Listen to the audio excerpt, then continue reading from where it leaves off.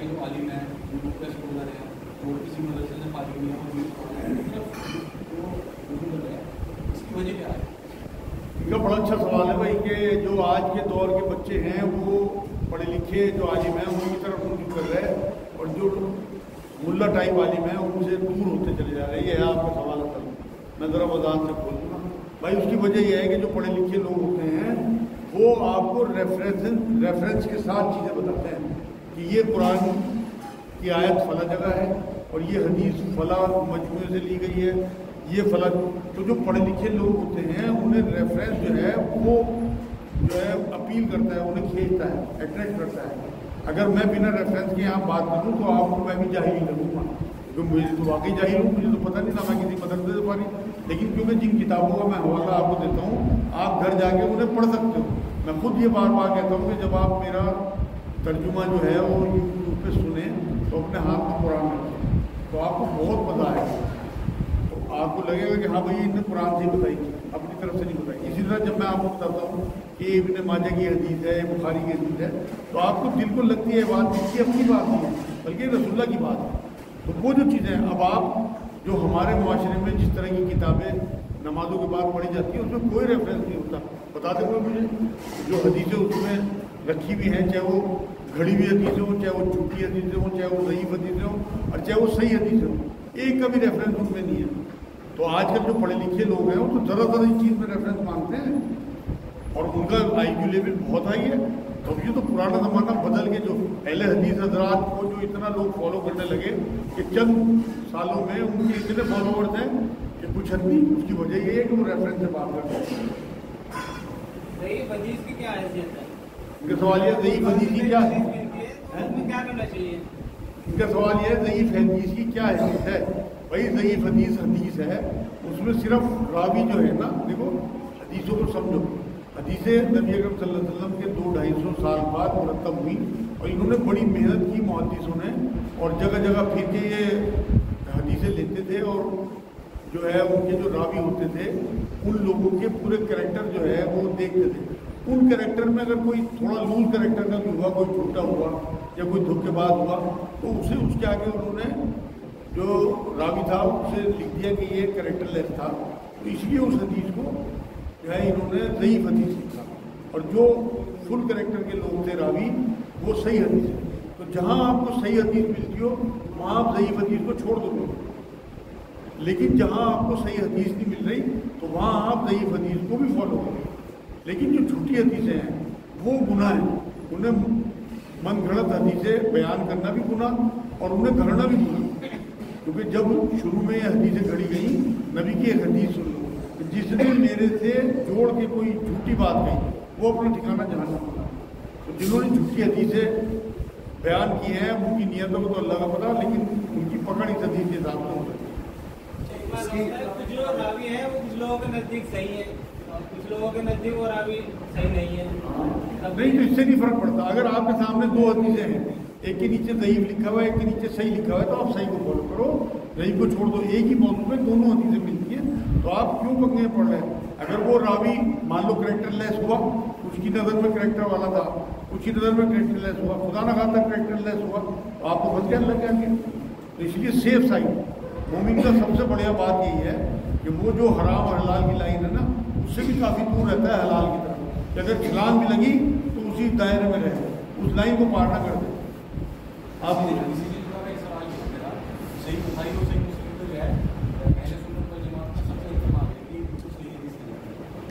اس میں بھی کچھ روایت ایسی مل جائیں جیسے امام بخاری میں 6-7 حدیث ہیں.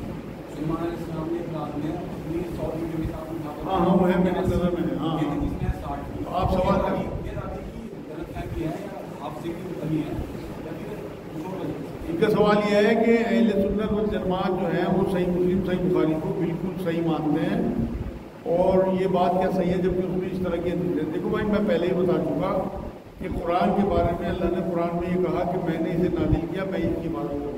حدیثوں کے بارے میں نہ کوئی آیت ہے نہ کوئی حدیث ہے, نہ یہ جو بھی تو ہیں. کیونکہ 200-250 سال بعد مرتب ہوئی، ان میں واقعی کوتاہی بھی ہو سکتی ہے۔ اب آپ کو اس کے لیے سیرت پڑھنی پڑے گی نبی اکرم صلی اللہ علیہ وسلم کی، تب آپ کو نبی کا مزاج سمجھ میں آئے گا، پھر آپ کو ان حدیثوں کو چھوڑنے میں دقت نہیں ہوگی۔ صحیح مسلم، صحیح بخاری میں بالکل ایسی حدیث ہے جنہیں نکال دینا چاہیے میرے نزدیک، یا ان پہ نشان لگانا چاہیے کہ یہ پڑھنے لائق نہیں، جو نبی کے مزاج سے میل نہیں کھاتی۔ تو یہ کوئی نہیں کہہ سکتا کہ پکے طور پہ ایک گھر ان کا محفوظ ہے، جس طرح قرآن کے بارے میں قرآن کہتا ہے۔ آپ کو سیاست جو ہے مذہب کے ساتھ ہے یا مذہب سے الگ؟ ان کا سوال یہ ہے سیاست جو ہے مذہب کے ساتھ ہے، مذہب سے الگ، مذہب کے ساتھ ہے بھائی۔ نبی اکرم صلی اللہ علیہ وسلم نے سیاست بھی کی، سیاست کرنا سنت ہے، اور ہر سنت جو ہے وہ عبادت ہے، تو اس لیے دین کا حصہ ہے سیاست۔ لیکن ایسی سیاست نہیں جیسی ہمارے یہاں تو کوئی اگر کھڑا ہو جائے تو اس کے ماں بہن اور خاندان والوں کو گڑے مردے اکھاڑ کے لیا ہماری اتنی گندی سیاست ہے۔ پاک صاف ستھری سیاست تو کوئی جی بھائی۔ کیا انگلیوں پر تصویر پڑھنے سے قبر میں انگلیاں چمکیں گی؟ کیا تصویر پر پڑھنا ٹھیک نہیں؟ ان کا سوال یہ ہے کہ کیا انگلیوں پہ پڑھنے سے انگلیاں جو ہیں وہ قبر میں چمکیں گی تصویر پڑھنے سے؟ اور کیا تصویر دانوں پہ پڑھنا ٹھیک نہیں ہے؟ بھائی کوئی روایت اس طرح کی نہیں ہے۔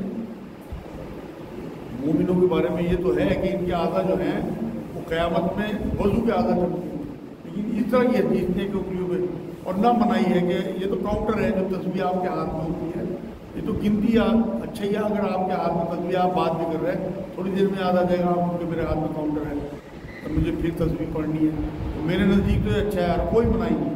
حالانکہ نبی کی سنت انگلیوں پہ پڑھنا ہے، لیکن منع کوئی نہیں ہے، تو اس لیے بالکل تصویر میں بھی آپ پڑھ سکتے ہو، لیکن اس طرح کی کوئی روایت نہیں ہے کہ انگلی چمکی۔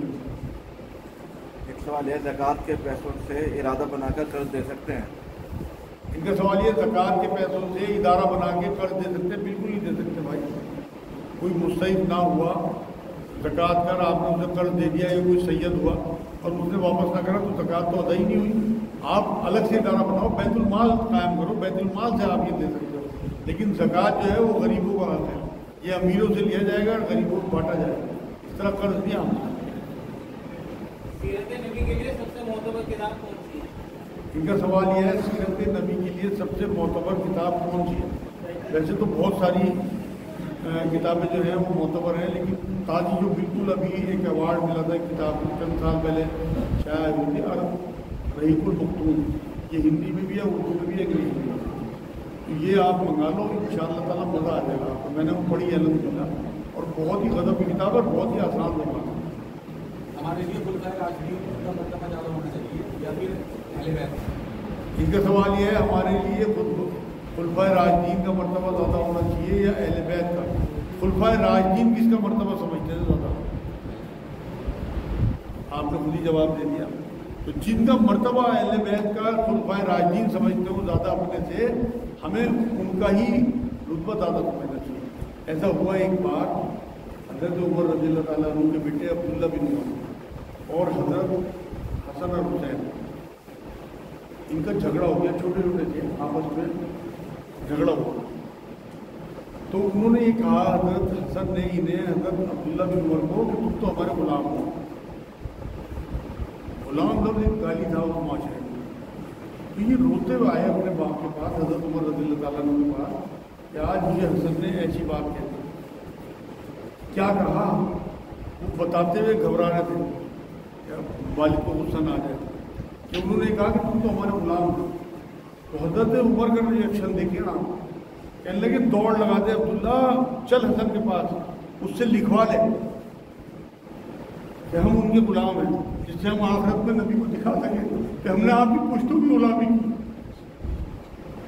اہل بیت کا مرتبہ تو وہ ہے کہ جو خود خلفائے راشدین ان کا مرتبہ مانتے ہیں۔ یہ کہا کہ لکھوا لے ان سے ایک پرچے پہ، اور نبی کو دکھاؤں گا آخرت میں کہ آپ کے بعد بھی آپ کی پشتوں کی غلامی کی ہم نے۔ سوال ہے، کیا غیر مسلم سے سود لینا جائز ہے؟ ان کا سوال یہ ہے کہ غیر مسلم سے سود لینا جائز ہے؟ بھائی بالکل ناجائز ہے، سود لینا حرام ہے۔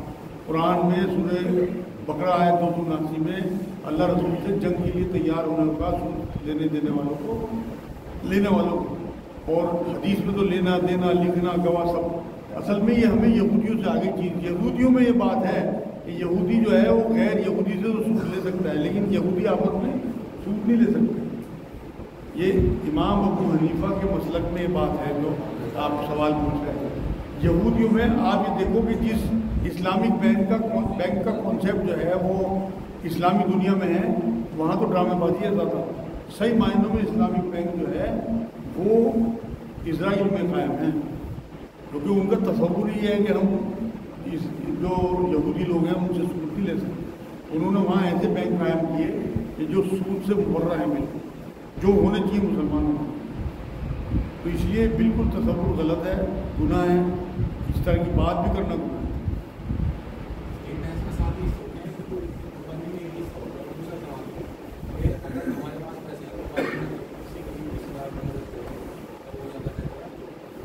ان کا سوال دو ہیں بھائی، ایک تو یہ کہ کیا بھینس میں 7 حصے ہوتے ہیں، ایک ہی قربانی کا حصہ ہوتا ہے، اور کیا ہم قربانی کے پیسوں سے قربانی نہ کر کے کسی غریب کی مدد کرتے ہیں، اپنے رشتے دار کی؟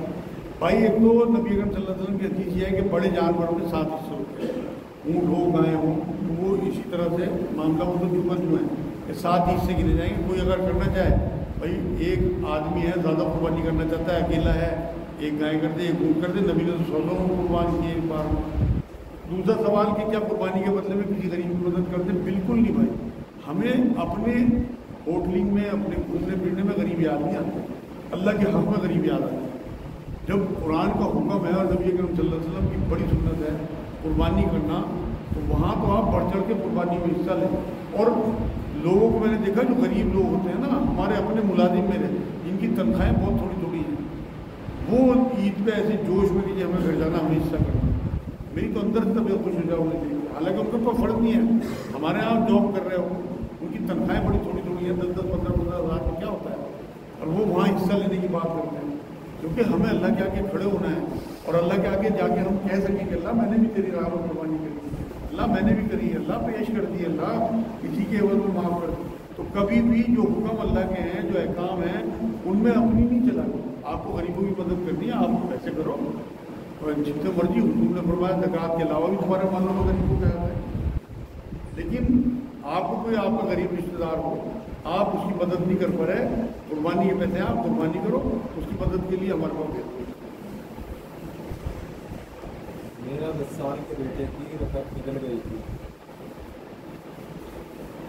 امام صاحب کے ساتھ سلام پھیر کر آ گیا، کیا یہ ٹھیک ہے؟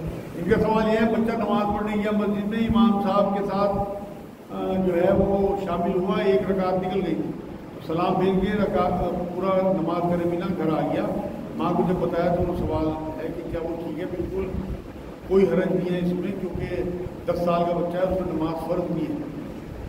لیکن یہاں ایک وضاحت میں کر دوں کہ نبی نے فرمایا 7 سال کے بچے کو نماز پڑھاؤ، 10 سال کا نہ پڑھے تو سختی کرو۔ اور اس کے پیچھے منشا کیا تھی نبی کی کہ جو چیزیں آپ کے اوپر فرض ہونے والی ہیں ان کی عادت ڈالو۔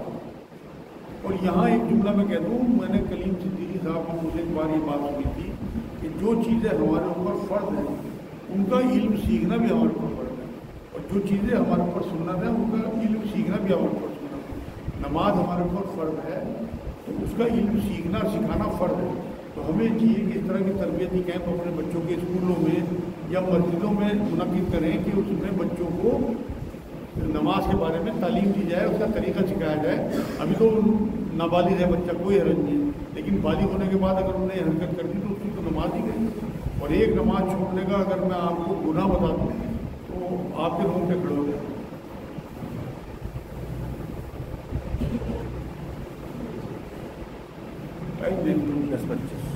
اور کسی ذہن کی بات ہو تو انشاءاللہ اگلے ہفتے جو ہے وہ نماز 9:15 رکھیں گے، اور پھر میں ایک بار اعلان کر دوں کہ 5 تاریخ سے روحانی مرکز جو ہے وہ رسول پور میں ہم نے بنا لیا، الحمدللہ وہاں شروع کریں گے، اور بقرعید کے اگلے دن انشاءاللہ وہاں یہ پروگرام رکھیں گے، جمعہ کا دن ہوگا، تمام لوگوں کی وہی دعوت ہوگی، بقرعید کے اگلے دن جمعہ ہوگا انشاءاللہ۔